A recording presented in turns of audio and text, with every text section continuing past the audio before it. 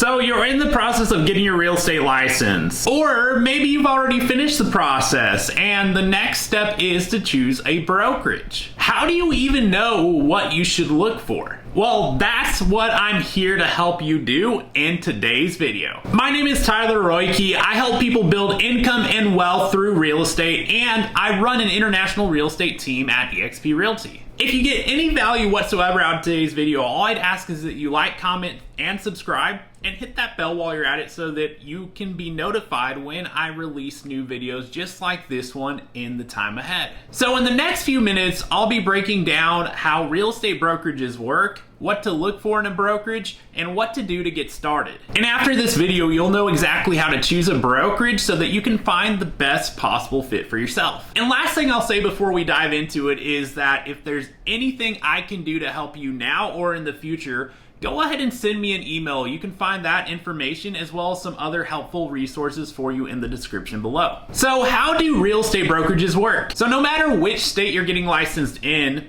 order to use your license, you're going to need to choose a brokerage to hang your license with. After you pass your real estate exam, the immediate next step is to interview with any real estate brokerages you may be considering. And before I dive into the key things to look for as you're interviewing real estate brokerages, it's important to understand exactly how real estate brokerages work. Finding the right real estate brokerage for yourself isn't anything like your traditional job search, where you're looking for an open position, submitting your resume, and hoping that you get an interview that goes well so that you get hired. No, that isn't how it works at all. And that's because when you're interviewing real estate brokerages, they're not interviewing you, you're actually the one doing the interviewing. And by no means are you getting a job. What you're actually doing is launching a business. And the brokerage is simply a platform that you will be operating your own real estate business on. They're there to provide you with the support, training, and resources you need to operate your business effectively. And they take on the liability of having you as an agent actively doing business under their broker's license. In exchange for all that, they'll be earning a portion of your commissions. So understand this,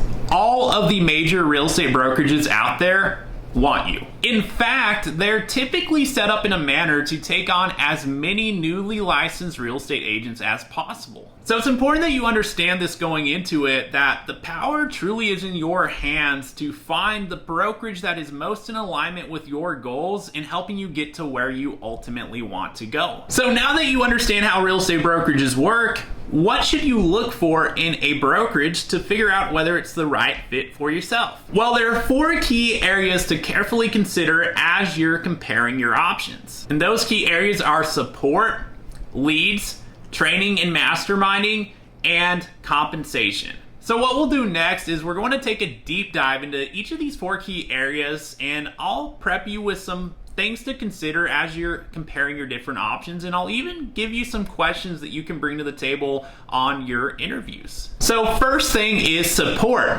What broker and staff support is available? Where do you go for help when you need it, and when can you access them? And how many different layers of support are there available? I mean, are you dependent on one broker owner being available in real time when you need them to get support? Or do you have a full broker team on staff as well as a specialized employee staff standing behind them to help you run your real estate business? And as a newly licensed real estate agent, will you formally be assigned to a mentor? If so, are there any mentors available? How are they vetted? And how are they incentivized? Really digging in to find the answer to those questions is so important because it will make the difference between being in a situation where you're dependent on one person being available in real time when you need them to have any support whatsoever versus having a full army standing behind you in terms of people who you can turn to get support and help in real time and get it every single time that you need it. That brings us to the next key area to look at, which is leads. So here's the thing.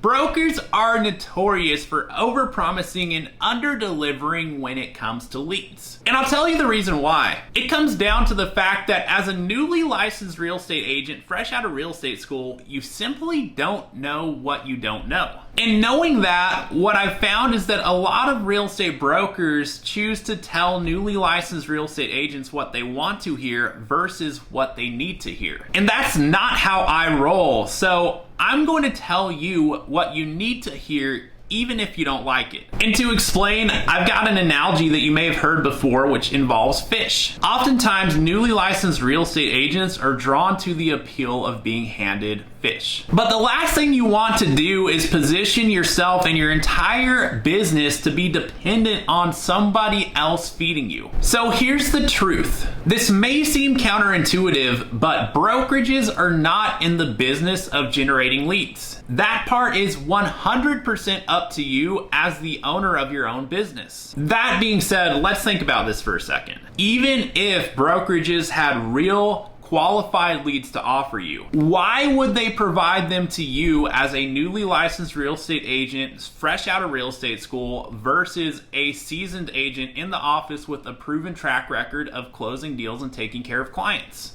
And even if they did that, why would they not cherry pick the very best leads for those agents and give you the scraps, the leftovers, if that? And even if they did, expect a massive split in order for them to cover the cost of being able to offer that. So if a brokerage is offering or promising you leads, ask a lot of questions, such as what is the source of the leads? Are they cold or nurtured? How many leads per month can you expect? What will it cost you in order to get these leads? And how can you get more when you are ready to grow and scale your business? And even then, take what they tell you about the leads they provide with a grain of salt. Because what you really want to know about is how the real estate brokerage will help you generate leads. It's not about the fish they say they'll feed you. It's about what they're going to do to equip you and teach you how to fish effectively. So the real question you'll want to answer when it comes to leads is, what tools and training does the brokerage equip their agents with to help them generate their own business and become highly effective at doing so? Do they offer a CRM? What about a smart CRM with IDX and the ability to generate detailed market reports and squeeze pages and funnels in a matter of seconds? Can it run automated drip campaigns and follow up on command? What about branding? Can you brand yourself, or are you required to build the brokerage's brand? And that's another thing. Contrary to common belief,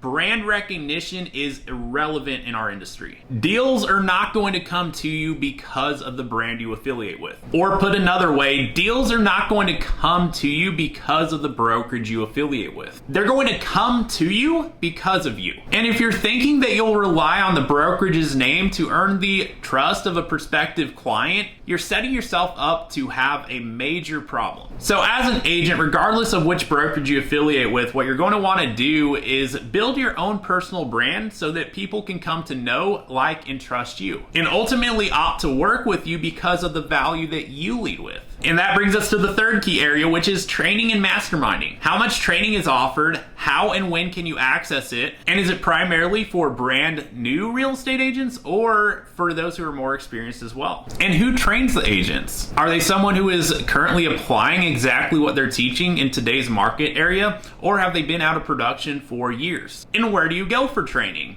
Is it only available live, or can you access it on your own time? Is there any financial incentive whatsoever for the top producing agents in the office to share their strategies and secrets with the newly licensed real estate agents, such as yourself? Or is it in their and their family's best interest financially to keep those strategies and secrets to themselves? As a newly licensed agent in the office, could you mastermind with 10 of the top producing real estate agents in the country today? And will you have any senior business partners who are invested in the success of your business? And that brings us to the fourth key area to consider, which is compensation. What is the compensation structure as a newly licensed real estate agent, and how does that vary from what a seasoned agent would have? What is the commission split? Is there any sort of cap in terms of how much you can pay into the brokerage in a year? What are the annual and or monthly brokerage fees? Are there any desk fees? Are there any franchise or royalty fees? Are there any additional fees for technology, support, or training? Does the brokerage issue a split DA so that their agents can get paid at closing? Are there any healthcare options available? What opportunities exist for growth? How do you get to 100% commission, if at all? Or better yet, How do you get to a position where the brokerage is paying you to be affiliated there and not the other way around? And are agents like yourself able to acquire ownership in the brokerage, and if so, how? Does the brokerage offer any ways for the agents to generate income outside of their own closings? It's good to see what different real estate brokerages have to offer and really drill down on those 4 key areas to figure out which brokerage will be most in alignment with you and your goals. And I'd welcome you to lean on my expertise. If you'd like to send me an email, I'd be happy to help you compare any brokerage options you may be considering to help you find the best possible fit for yourself, regardless of where that may lead. With all that being said, I have spent a substantial amount of time learning about the different business models and value propositions that brokerages all across the industry have to offer, and as a result have aligned myself with what I believe by and far to be the best business model and opportunity that exists for real estate agents in our industry today. In fact, they have a different approach to the 4 pillars of a real estate business than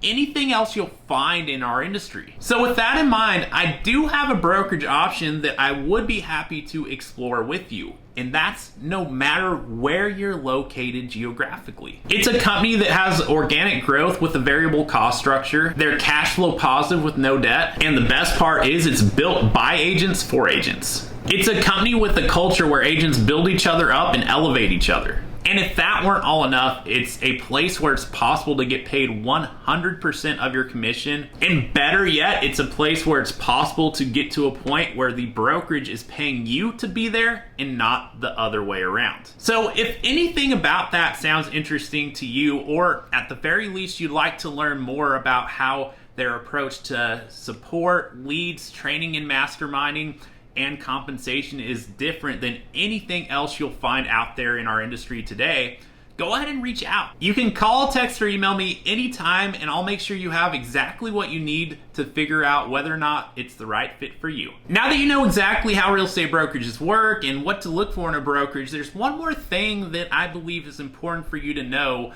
in terms of getting off to the best possible start. As soon as you pass your real estate test, have your license in hand, and affiliated with the brokerage, you are ready to take on new clients. The day your real estate license gets activated, it's game on. And that's the fact, regardless of the amount of training you have up to this point, and regardless of what anyone else in the real estate business may tell you. As soon as your license is active and affiliated with a brokerage, you are ready to take on a new client the moment you find an opportunity to do so. With that being said, here's some quick tips to help you get off to a great start. 1, get plugged into the key resources that your brokerage offers. 2, decide what you're going to do to make conversations happen every single day and commit to doing that consistently over a long period of time. 3, while you should spend some time training, it's important to understand that no amount of training will lead to revenue hitting your bank account. So knowing that, spend as much time as possible making conversations happen with people in your local market area. Always be having conversations and building relationships. Your first closing is most likely to come from one lead source: relationships. People you already know. Now, what if you don't know anybody? Well, guess what? Today is day 1.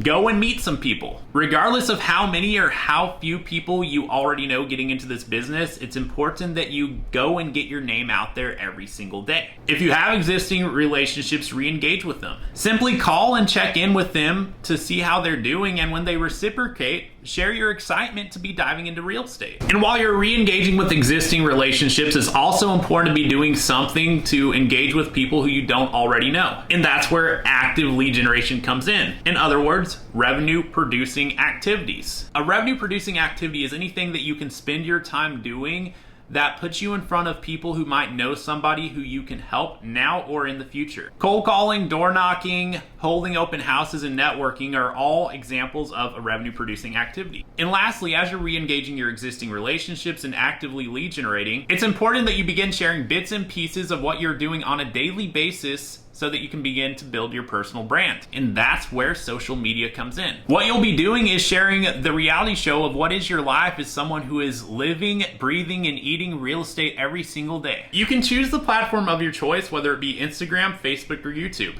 A personal account would be more effective than a business one. And it's important that you understand that unlike relationships and active lead generation, social media is a passive activity. So it's important that you do that in addition to those two things and not instead of. And as you're going about all this, don't try too hard to be like a realtor or anybody else aside from yourself. Nobody in the world can beat you at being you. So instead of trying so hard to be like a realtor or like somebody else you see, be the best possible you who you can be. Leverage your uniqueness. It's what makes you different and memorable. And whatever that uniqueness is, it's probably the reason why you'll connect with people and why they'll ultimately decide they want to do business with you. Always be finding new people who you can add to your relationship bank. And as you're doing that, add value to those who are already in there. Give the people who already know and like you more reasons to love you. The key thing to understand is that there isn't a best way to go about building your business. The best way is what you can do consistently over a long period of time. Everything works, but the most effective thing you can do is figure out the one thing that you can work towards becoming the best at versus being a jack of all trades and a master of none.